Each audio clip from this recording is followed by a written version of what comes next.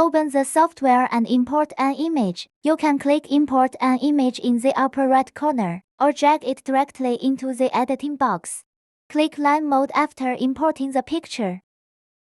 You can adjust the size of the image through the mouse wheel, or through the keys in the lower left corner or using the cursor. Clicking the button plus will increase the zoom multiplier of the image.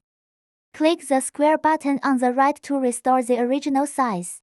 Click Skeletonization to view the setting details. Threshold. There is a selection range of 0 to 100. The larger the number, the lines will be more simplified.